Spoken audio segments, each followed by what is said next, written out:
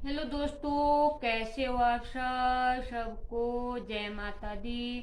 मैं निर्मला यादव फ्रॉम हिमाचल प्रदेश से इस चैनल पे आने के लिए आप सबका स्वागत करती हूँ। आशा करती हूँ कि आप भी कुशल मंगल होगे। और मेरी तबीयत तो थोड़ी ख़राब है। कल ना मुझे बुखार आ चुका था। कल तो बहुत ज़्यादा बुरा हाल था, पर आज भी ना यहाँ से बहुत सारा दर्द हो रहा है मुझे। मेरी तबीयत ठीक नहीं है।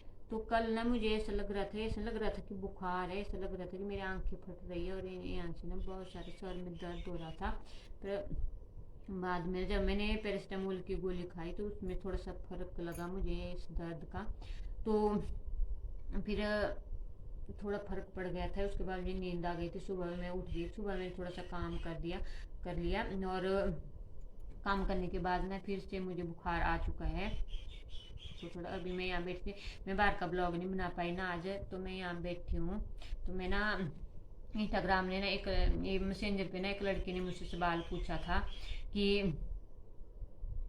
अगर आप भगवान को मानते हैं तो मुझे ये बताओ कि भगवान राम ने सीता मैया को घर से क्यों निकाला था। तो मैंने उसको ये बताया था कि भगवान राम की भी मजबूरी थी। तो तब सीता मैया को उसने घर से निकाला था। तो मैंने उसको कारण नहीं बताया था ना। फिर मैंने सोचा था कि मैं इसका एक ब्लॉग बनाऊंगी। तो उसने बहुत पहले सवाल पूछा था। फिर मुझे टाइम लगा ब्लॉग बनाने के लिए ना, और ब्लॉग आते रहे। तो बनाती थी उस ऐसा ब्लॉग बनाने के लिए टाइम लगा ना। तो मैंने सोचा चलो आज मैं यहाँ अंदर बैठ के ना उस ब्लॉग को बना देती हूँ। मुझे ज़्यादा पता तो मुझे है नहीं, पर जितना मैंने देखा है सुना है ना मैं उतना ही बताऊंगी। तो मैंने ये सुना है कि कुछ लोग तो ये भी कहते हैं कि धोबी के कारण सीता मैया को राम ने वन में अकेला छोड़ दिया था। पर सीता मैया को ना एक श्राप तोते का श्राप मिला हुआ था। तो इसी कारण ना उसको अपने कर्मों का फल भोगना पड़ा था। तो माता सीता ने एक गर्भवती तोती को तड़पाया था। इसी कारण उसे दंड मिला था। तो तोते ने ना सीता मैया को क्यों दंड दिया था, क्यों श्राप दिया था, तो मैं ये भी बताती हूँ आप लोगों को। तो एक दिन ना सीता मैया अपनी बहनों के साथ ना बगीचे में खेल रही थी। अरे क्या हुआ? रटटिया ये जो है, पोटिया ये जो रवि रवि अरे पोटी जा चुरू चुरू क्या करता था से जल्दी जा। तो एक दिन ना सीता मैया बगीचे में अपनी बहनों के साथ बगीचे में खेल रही थी ना। तो वो खेलते खेलते ना एक पेड़ के पास पहुंच गई थी। तो उस पेड़ पर ना एक तोता और तोती बैठे हुए थे। तो वो दोनों ना आपस में था तो जब घुमाइया जो तो तोता और तोती ना आपस में दोनों बात कर रहे थे। श्री राम जी और सीता जी के बारे में। तो यह सब सीता मैया ने सुन लिया था। तो यह सुनकर ना सीता मैया बहुत चौंक गई थी। तो सीता मैया ने ना फिर उन तोता और तोती के जोड़ों को पूछा कि आप कैसे जानते हैं उनका नाम। तो तब तोते ने उन्हें बताया कि हम महर्षि वाल्मीकि तो हम तो मैं तो मैं और मेरी पत्नी ना महर्षि वाल्मीकि के आश्रम में रहते हैं। इसी कारण हम उन्हें जानते हैं। तो सीता मैया ने अपना नाम तो फिर सीता मैया ने उन्हें अपना नाम बताकर ना अपने भविष्य के बारे में उनसे जानना चाहा। पर उस तोते ने ना उसके भविष्य बताने से इनकार कर दिया था। कारण ना फिर सीता मैया ने ना उन दोनों तोता और तोती को पकड़ना चाहा। जब सीता मैया ना उन्हें पकड़ने गई तो तोता वहां से उड़ गया और तोती को सीता मैया ने पकड़ लिया। तो फिर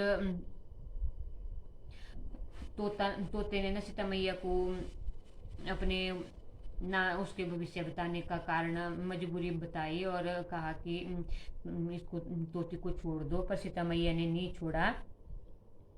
ने नहीं छोड़ा उस तोती को। फिर उस तोती ने इसी कारण उस तोती ने ना सीता मैया को श्राप दिया था कि जिस तरह ना मैं गर्भावस्था में अपने पति से तूने मुझे मेरे पति से दूर किया है ना, उसी तरह तुझे भी गर्भावस्था में तेरा पति तुझे छोड़ देगा। ने ये भी कहा था कि जिस प्रकार मुझे गर्भावस्था में अपने पति के वियोग में तड़पना पड़ रहा है ना, उसी प्रकार तू भी गर्भावस्था में अपने पति द्वारा त्याग दी जाएगी। उसके बाद ना वो तोता तोती मर गए। तो उस अगले जन्म में ना तोते ने फिर जन्म धोबी की रूप में लिया। वो वही धोबी था जिसने सीता मैया के चरित्र पर उंगली उठाई थी, वो वही धोबी था। तो इसी कारण ना राम ने राज धर्म के कारण सीता मैया को त्यागना पड़ा था। तो राम की भी मजबूरी थी। तो राज्य ही राम का मित्र था और राज्य ही उसका परिवार था। तो प्रज, तो राम ने ना प्रजा की भलाई के लिए ना राम का धर्म था राज धर्म का पालन कर नहीं तोड़ना था उसने। तो इसी कारण ना उसको सीता मैया को घर से भेजना पड़ा था। तो यही कारण था राम ने सीता को घर से निकालने का। तो ऐसा होता है ना, जब कोई इंसान ना अपने कर्म करता है, तभी बोलती हूँ मैं ना, अच्छे कर्म करो अच्छा फल पाओ। तो लोग सोचते हैं कि इसकी सजा नहीं मिलती है, पहले तो चलो अगले जन्म में मिलती थी, तो अभी तो ना इसी जन्म में मिल जाती है, कलयुग है, इसी जन्म में सजा मिल जाती है। तो किसी का श्राप लग जाता है, किसी की बदुआ लग जाती है, किसी का कुछ लग जाता है। तो अच्छे कर्म करो और अच्छा फल पाओ।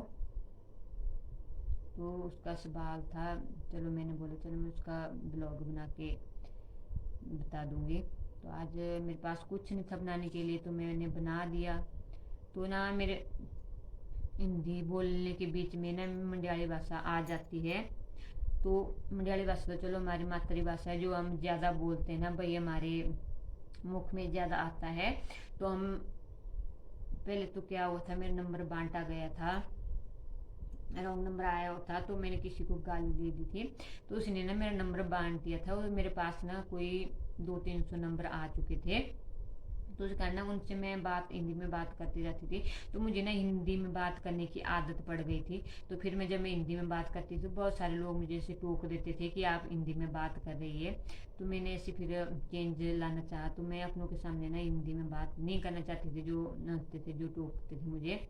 तो मैं उनके सामने मलयाली में बात करना चाहती थी। तब मैं उनसे मलयाली भाषा में बात करती थी, और मिक्स मेरे हिंदी बोल देती थी मैं, और मिक्स मलयाली भाषा बोल देती थी। तो मुझे वैसी की वैसी आदत पड़ गई। अब तो मैं नहीं, जहाँ मुझे हिंदी बोलनी है तो मैं हिंदी बोलने की कोशिश करती हूँ, पर मलयाली भाषा ना बीच में आ ही जाती है, मेरी वही आदत रह गई फिर। तो मेरे पास ना बहुत सारे नंबर आ चुके थे। एक बार मैंने पुलिस को भी फ़ोन किया था कि ऐसे ऐसे नंबर आ रहे हैं। तो क्या नंबर था, 100 पर कॉल की थी, पता नहीं, ऐसी याद नहीं मुझे, बहुत पहले की बात है, 2009 की। तो मैंने पुलिस को भी फ़ोन किया था कि नेटवर्क में उठाया था शायद वो। तो मैंने उस पुलिस को बोला कि ऐसे ऐसे नंबर आ रहे हैं मेरे पास। तो फिर पुलिस वाले ने मुझे पता क्या कहा कि आप उनके नंबर ना, अपना नंबर चेंज कर दो या ब्लॉक लिस्ट में डाल दो। उनके नंबर में कितने नंबर ब्लैक लिस्ट में डालने थे, उन्होंने बोला कि अपना नंबर ही चेंज कर दो। फिर मैंने बोला पुलिस वाले को कि आपको किस लिए बनाया, पुलिस वाला आपको ना लोगों की रक्षा करने के लिए बनाया हुआ है, तो आप मुझे नंबर बंद करने के लिए बोल रहे हैं। मैंने बोला कि मैं क्यों उनके डर से नंबर बंद करूं। तो पुलिस वाले को थोड़ी सी गालियाँ मैंने उसको भी दी, पुलिस वाले को। फिर उसने कॉल कट कर दी थी। फिर दूसरे तीसरे दिन ना उसी पुलिस वाले की कॉल मुझे आ गई। फिर मुझे ये बोलने लगा कि मेरे दोस्त बन जाओ। फिर मैंने बोला कि आपको सरकार इसलिए तनख्वाह देती है कि आपको लोगों की रक्षा करनी है, कि उनको दोस्त बनाने के लिए तनख्वाह नहीं देती। तो ऐसे से बहुत सारी लंबी बात है, तो मैं सुना नहीं सकती। अब टाइम नहीं, मुझसे ना बोला भी नहीं जा रहा है, बुखार है, तो इसलिए मैं यही ख़त्म कर देती हूँ अपनी बात। कभी मुझे टाइम लगे तो मैं बताऊंगी, अपनी रियल कहानी बताऊंगी मैं आप लोगों को, मेरी रियल कहानी क्या है। तो आज का ब्लॉग ना मैं यही समाप्त करती हूँ, मिलती हूँ मैं कल के ब्लॉग में। रही फिर, बाय बाय बाय बाय।